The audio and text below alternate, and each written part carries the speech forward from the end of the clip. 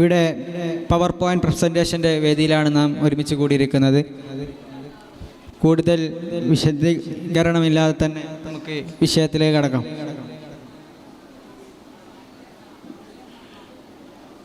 Introduction. നമ്മുടെ വിഷയം എന്നുള്ളത് ഇസ്രായേൽ ഫലസ്തീൻ പീസ് പ്രോസസ് GCC റോൾ എന്നുള്ളതാണ്. ഇസ്രായേൽ ഫലസ്തീനിൻ്റെ സമാധാന പ്രക്രിയയിലെ GCC കൺട്രീസിൻ്റെ പങ്കാളിത്തം എന്നുള്ളതാണ്. പെട്ടെന്ന് തന്നെ വിഷയത്തിലേക്ക് കടക്കാം.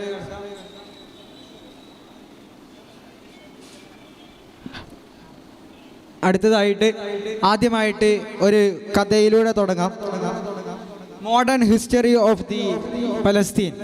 അതായത് 1517 മുതൽ 1917 വരെ ലോക സാമ്രാജ്യം ഒന്നടങ്കം ഭരിച്ചിരുന്നത് ഓട്ടോമൻ തുർക്കിയുടെ കീഴിലായിരുന്നു. അങ്ങനെ ഈ ഓട്ടോമൻ തുർക്കിയുടെ കീഴിൽ ഭരണം നിലനിൽക്കുന്ന സമയത്താണ് തിയോഡർ ഹെർസൽ എന്ന വ്യക്തി ആദ്യമായിട്ട് ജൂതർക്കൊരു രാഷ്ട്രം എന്നൊരു ആശയം മുന്നോട്ട് വെക്കുന്നത്.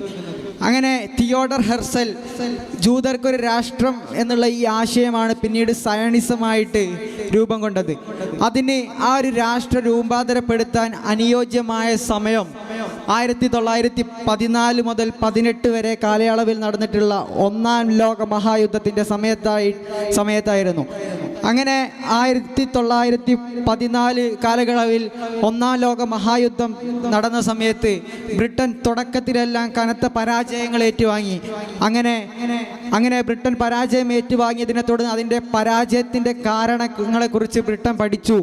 അങ്ങനെ ബ്രിട്ടൻ പരാജയത്തിൻ്റെ കാരണത്തെ പഠിച്ചത് മനസ്സിലാക്കിക്കൊണ്ട് അവിടെ ഡിവൈഡ് ആൻഡ് റൂൾ അഥവാ ഭിന്നിപ്പിച്ച് ഭരിക്കുക എന്നുള്ളൊരു പ്രക്രിയ അവരുടെ പൊതുവായിട്ടുള്ള ബ്രിട്ടൻ്റെ രീതി അപ്ലൈ ചെയ്യുകയാണ്.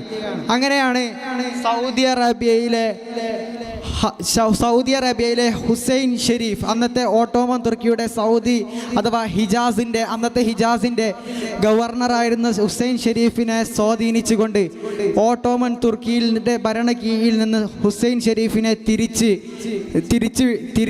ബ്രിട്ടനോടൊപ്പം കൂട്ടിച്ചേർത്ത് അവിടെ നിന്ന് ഹുസൈൻ ഷെരീഫിന് ഇവിടെ ഒന്നാം ലോക മഹായുദ്ധത്തിൽ ബ്രിട്ടൻ ജയിക്കുകയാണെങ്കിൽ ഫലസ്തീൻ എന്ന രാജ്യത്തിൻ്റെ പൂർണ്ണ അധികാരം നൽകുക എന്ന് ആ ഒരു ചതിപ്രയോഗത്തിൽ ഹുസൈൻ ഷെരീഫ് വീണ് അങ്ങനെയാണ് ബ്രിട്ടൻ്റെ കീഴിലേക്ക് ഫലസ്തീൻ വരുന്നത്.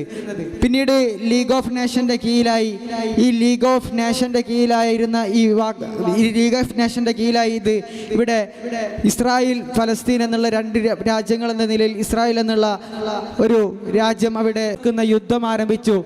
ശേഷം 1987 ഇന്നത്തെ ഫലസ്തീൻ്റെ പ്രതിരോധ സംഘടനയായിട്ടുള്ള ഹമാസിന് രൂപം കൊടുക്കുകയാണ്. പിന്നീട് ഈ ഒരു സംഘടനയുടെ കാലാവധി ഫസ്റ്റ് പലസ്തീൻ ഇൻതിഫാദ എന്നുള്ള രീതിയിൽ 1987 ഫലസ്തീൻ ഇസ്രായേൽ ആക്രമണം അഥവാ ഗസ കീഴടക്കി വെസ്റ്റ് ബാങ്ക് കീഴടക്കിയതിനെ ഫസ്റ്റ് ഇൻതിഫാദ എന്നറിയപ്പെടുന്ന ഇസ്രായേൽ ഫലസ്തീൻ യുദ്ധം നടക്കുകയാണ്. ഇതിൽ 100 കണക്കിന് ആളുകൾ കൊല്ലപ്പെടുകയുണ്ടായി. ഈ ഫസ്റ്റ് ഇൻതിഫാദയ്ക്ക് ശേഷമാണ് ഫലസ്തീൻ ഇസ്രായേൽ വിഷയത്തിൽ ആഗോള ശ്രദ്ധ നേടുന്നതും കൂടുതൽ സംഘട്ടനത്തിലേക്ക് ഇതിനെ വഴി തുറന്നു വിട്ടതുമെല്ലാം. പിന്നീട് രണ്ടാം ഫലസ്തീൻ ഇൻതിഫാദ 2000 നടക്കുകയാണ്.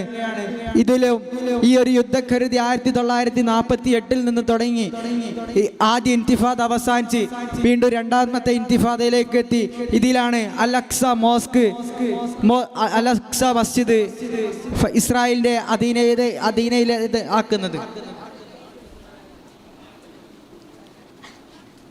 പിന്നെ നടന്നത് ഫസ്റ്റ് ലബനാൻ വാറാണ് അഥവാ ആദ്യ ലബനാനുമായിട്ടുള്ള ഇസ്രായേലിൻ്റെ യുദ്ധമാണ് നടക്കുന്നത്. ഇത് 1982 മുതൽ 1985 വരെ നീണ്ട കാലയളവിൽ ഈ ഒരു യുദ്ധം നടക്കുന്നുണ്ട്.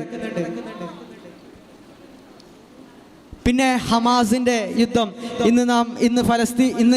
ഇന്നൊക്കെ കാണുന്നത് പോലെ ഫലസ്തീൻ യുദ്ധത്തിന് തുടക്കം കുറിച്ച ഹമാസ് എന്നുള്ള സംഘടന രൂപപ്പെട്ടുകൊണ്ട് യുദ്ധം തുടങ്ങുന്നത്. ഇതിൽ 2007 2012 നടന്നിട്ടുണ്ട്. ഇപ്പോൾ ഫലസ്തീൻ ഇസ്രായേൽ എന്ന വിഷയത്തിന്റെ പ്രാധാന്യം അറിയിക്കുന്ന ഒരു വർഷത്തിലധികമായി നീണ്ടു നിന്നിരിക്കുന്ന ഒക്ടോബർ 2023 ഒക്ടോബർ 7 തുടക്കം കുറിച്ച കരാർ പ്രക്രിയയിലേക്ക് ബഹ്റൈനെ ക്ഷണിക്കുകയുണ്ടായി. 2021 ഖാലിദ് യൂസുഫ് അൽ ജഹ്ലാനിയെ ഇസ്രായേലിന്റെ അംബാസിഡറായിട്ട് ബഹ്റൈനിൽ നിയമിക്കുകയുണ്ടായി. 2021 സെപ്റ്റംബറിൽ ഇസ്രായേൽ മനാമ എന്നുള്ള ഇസ്രായേൽ എംബസിക്ക് തുടക്കം കുറിക്കുകയുണ്ടായി. അടുത്തതാണ് GCC കൺട്രീസിന്റെ മറ്റൊരു രാജ്യമായിട്ടുള്ള കുവൈത്ത്. ഇസ്രായേലും കുവൈത്തുമായിട്ടുള്ള ബന്ധം എന്ന് പറയുന്നത് ഇത് ഇപ്പം ഏറ്റവും കറണ്ടായിട്ട് നോക്കുകയാണെങ്കിൽ ഇസ്രായേലുമായിട്ട് യാതൊരു വിധ ബന്ധവും സ്ഥാപിക്കാതെ ഇസ്രായേലുമായിട്ട് ഫലസ്തീനൊപ്പമുള്ള ആ ഒരു രീതിയിൽ ഇപ്പോഴും നയതന്ത്ര ബന്ധം സ്ഥാപിക്കാത്ത ഒരു രാജ്യമാണ് കുവൈത്ത് എന്നുള്ളത്. കുവൈത്തിൽ നിന്നുള്ള ഒരാൾക്കും ഇസ്രായേലിലുള്ള ഒരാൾക്കും കുവൈത്ത് വിസ നൽകുന്നില്ല. അതുപോലെ തന്നെ കുവൈത്തിൽ നിന്ന ആളുകൾക്ക് ഇസ്രായേലും വിസ നൽകുന്നില്ല.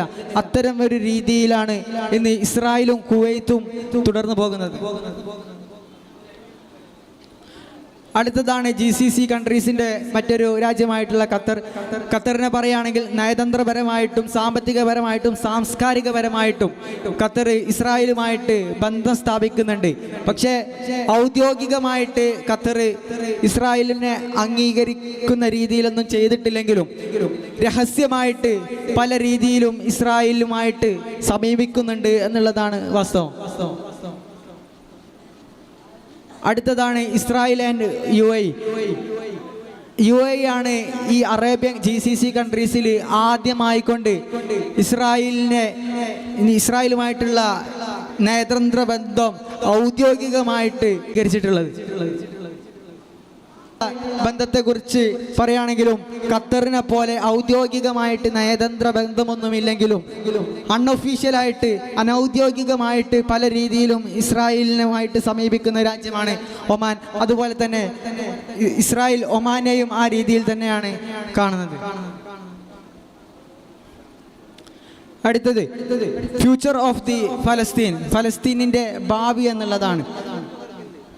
UNO ബേസ് ചെയ്തിട്ടുള്ള ഒരു റിസർച്ച് സ്കോളർ 2025 ഇനി ഈ ഒരു പുതിയൊരു വർഷത്തിൽ ഫലസ്തീൻ്റെ അവസ്ഥ എന്തായിരിക്കും എന്നുള്ള പഠനത്തിൽ വ്യക്തമാക്കി പറയുന്നത് ഫലസ്തീൻ യുദ്ധം കരുതി ഒരിക്കലും ചുരുങ്ങാൻ പോകുന്നില്ല. വീണ്ടും വീണ്ടും ഫലസ്തീൻ ഭൂമി അധിനിവേശം ചെയ്ത് കയ്യേറ്റം ചെയ്യപ്പെടുക ചെയ്യും. അതുപോലെ തന്നെ ഇസ്രായേലികൾ കൂടുതലായിട്ട് ഫലസ്തീനുകളുടെ സംഘടനത്തിൽ വിജയിക്കുക ചെയ്യും. അതുപോലെ തന്നെ ഇസ്രായേലിൽ കൂടുതൽ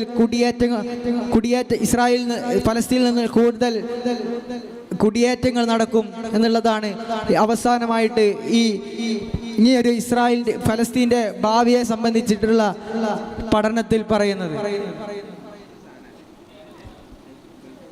ഇവിടെ നമ്മുടെ ഈ ഒരു PPT വീക്ഷിച്ച എല്ലാവർക്കും നന്ദി പറഞ്ഞുകൊണ്ട് അവസാനിപ്പിക്കുന്നു. അസ്സലാമു അലൈക്കും വറഹ്മത്തുള്ളാഹി വബറകാതുഹു.